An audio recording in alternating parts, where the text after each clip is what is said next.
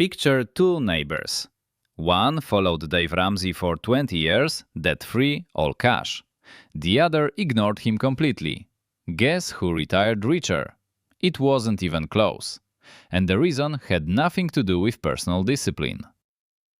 You've seen the image. Someone on stage, scissors in hand, shredding a credit card while crowds cheer wildly. Meanwhile, somewhere on a different screen, a quiet little chart keeps climbing. Same 20 years, same paycheck, different endings. Most people don't realize the cheering family is falling behind. The rule sounds safe. The math says otherwise. Let's break it down. Dave Ramsey built an empire on something called the baby steps, a simple framework. Save $1,000. Snowball your smallest debts. Build an emergency fund. Put 15% into retirement accounts. Pay off the house. Give generously. It's clean, it's memorable, it feels like a moral compass for handling money. And for a very specific kind of family, it genuinely saved lives. Here's the truth most fans forget though. When Ramsey wrote that playbook, he was talking to a family drowning. Credit card balances at 24%, car loans bigger than the car itself, a checking account that hit zero every single Thursday without fail. For that family, math isn't the enemy, behavior is. You don't hand a calculator to someone bleeding out, you hand them a tourniquet. The baby steps are a tourniquet, and tourniquets work until you forget them. That's where the trap starts. Somewhere along the way, the tourniquet became the religion. A crisis plan turned doctrine. A plan designed for people in crisis got handed to dual-income households earning $120,000 a year. Engineers, nurses, teachers with pensions, people who weren't drowning at all, people who actually had real financial options. Those people got told the same thing as the drowning family. No credit, no leverage, no nuance, just obedience. But the family it was built for isn't yours. Smarter money moves start with knowing which playbook fits you. Now, let's talk about the number that quietly breaks Ramsey's entire retirement plan. 12% returns. He told audiences to expect 12% average from stocks, then withdraw 8% forever. Sounds amazing. Here's the thing. The S&P 500 actually averages closer to 10% before inflation, not 12%. After inflation, you're looking at roughly 7% real returns. That gap quietly eats decades of retirement income. Most retirement researchers actually defend a 4% safe withdrawal rate, not 8%. That's not a rounding error. It's the difference between savings lasting 30 years and your portfolio running completely dry at age 72. Here's where it gets worse. Markets don't return 10% yearly. They jump 40, then lose 20 next. Retire into a bad sequence pulling 8% and the portfolio never recovers. They call it sequence of returns risk. Ramsey's math pretends that risk doesn't exist. So where did the missing 4% quietly disappear to? Into a slogan, a confidence pitch. Millions planning retirement on a number that was never actually real. Let me explain the next leak, because the bigger problem isn't bad math, it's the psychology underneath. Ramsey's plan runs on guilt. Debt is sin. Credit is temptation.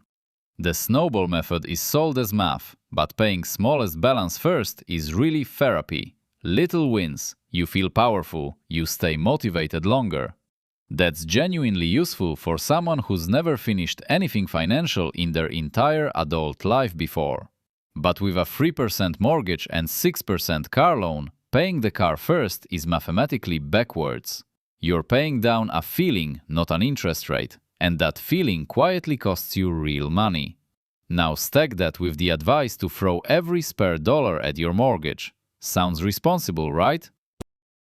Pay off the house, sleep at night, be free. But here's the hidden cost most people miss. If your mortgage is 4% and the market historically returns 7% after inflation, you're losing 3 points. Every extra dollar shoved into that mortgage earns 4 instead of 7. Over 20 years, the gap compounds painfully. Then there's the emergency fund. Ramsey says 3 to 6 months of expenses in cash. Reasonable until inflation. If inflation runs 3% and your savings pays 0.5%, your safety net shrinks every year. You feel safe. You're actually getting poorer. Slowly, quietly. Like a slow leak in a tire never checked.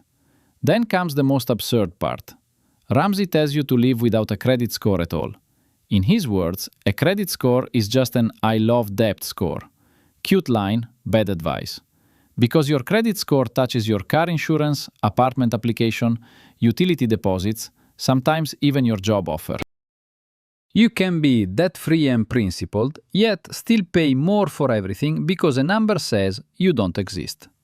So, let's reframe the whole thing. The real enemy of a middle-class family was never debt. It was misallocation. Money sitting in the wrong place at the wrong time, doing the wrong job. That's the actual problem. A 24% credit card balance, that's a fire, put it out. But a 3% mortgage, that's not a fire, that's cheap fuel. Treating both the same is financial self-sabotage every single time.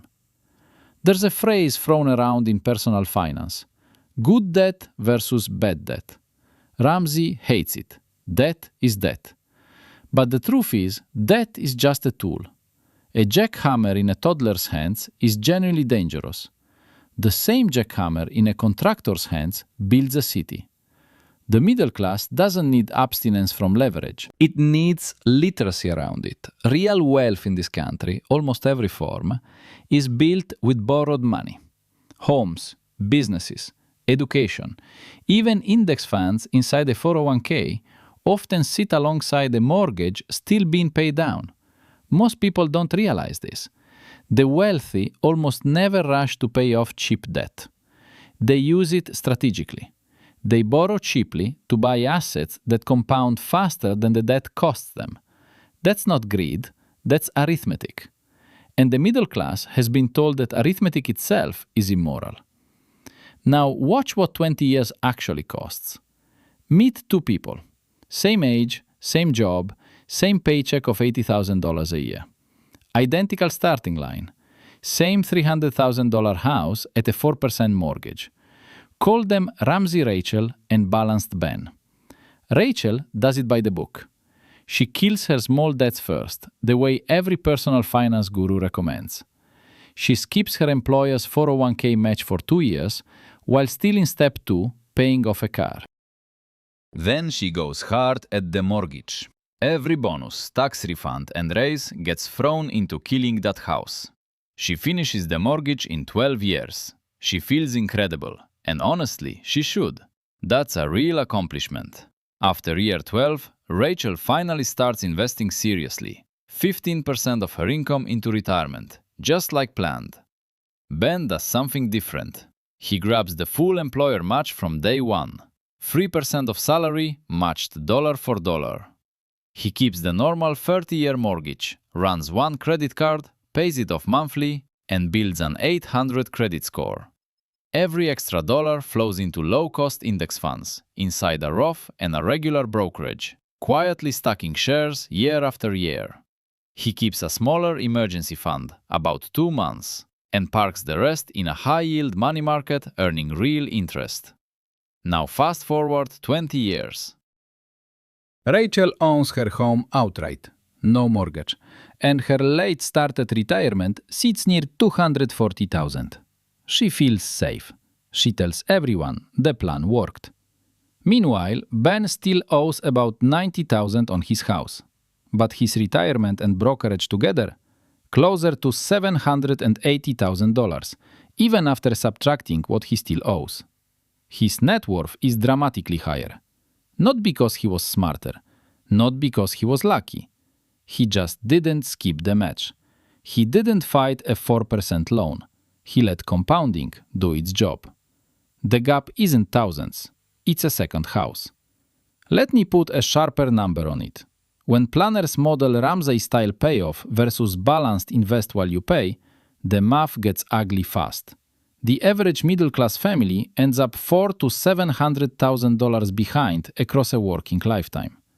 That is not a typo. That's a retirement, a college fund, Generational money, quietly missing, because the plan optimized for feelings, not outcomes. And here's the part that stings. It was never a discipline problem. Rachel was incredibly disciplined, sacrificed everything. She said no to vacations, drove an old car, did everything the plan asked. The plan asked wrong things. She paid down 4% debt instead of capturing 7% growth, skipped free money from her employer. She kept too much cash while inflation chewed on it. Every choice felt responsible. Every choice cost her. Here's what the gurus rarely admit. There's a difference between real wealth and looking wealthy and looking responsible. A paid-off house with a tiny retirement account looks responsible. It is not the same as being wealthy. The mortgage-free badge feels powerful at the barbecue. It doesn't pay 30 years of retirement at 78. So what should a middle-class family actually do? Let's build the smarter version. Just honest math. 5 rules. Rule 1. Keep the snowball but only where it belongs. Credit card debt at 24%? Attack it. Pick the smallest balance, knock it out, get momentum, then roll to the next. Behavior matters with brutal rates. The snowball is a great tool for high-interest consumer debt. Use it there. Don't use it on your mortgage. Rule 2. Don't rush a cheap mortgage. Below roughly 6%, don't throw extra money at it. Pay it on schedule. If rates drop meaningfully later, refinance. Put extra dollars somewhere that grows faster instead. Over 20 or 30 years, the gap between 4% and 7% isn't small. It's everything. Rule 3. Invest in the right order. Start with the employer match. Always. That is literally free money. Skipping the match to pay off a low-interest car loan is like turning down a raise to budget better. After the match, fill a Roth IRA if you qualify. Tax-free growth is a gift you never refuse. Then push your 401k toward 15%, then a taxable brokerage for anything beyond. Index funds, low fees, boring. Rule 4. Use credit, don't fear it. 1 or 2 cards. Pay the full balance every single month. Never carry interest. Build a credit score in the high 700s. That score quietly saves you thousands yearly. Lower rates on insurance, mortgages, even some job applications. The card isn't the enemy, the unpaid balance is. Rule 5. Build an inflation-adjusted emergency buffer. 3 months of expenses in a high-yield savings account paying near inflation.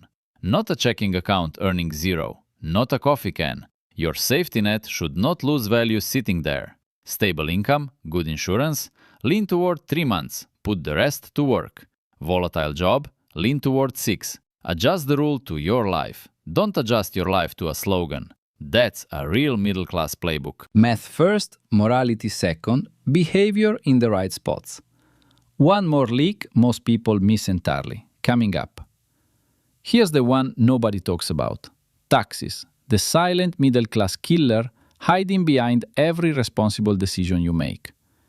Because you can do everything in this video perfectly, match the 401k, index, refinance the mortgage, build credit, and still hand 30 to 40% of your gains away just by putting wrong dollars in wrong accounts.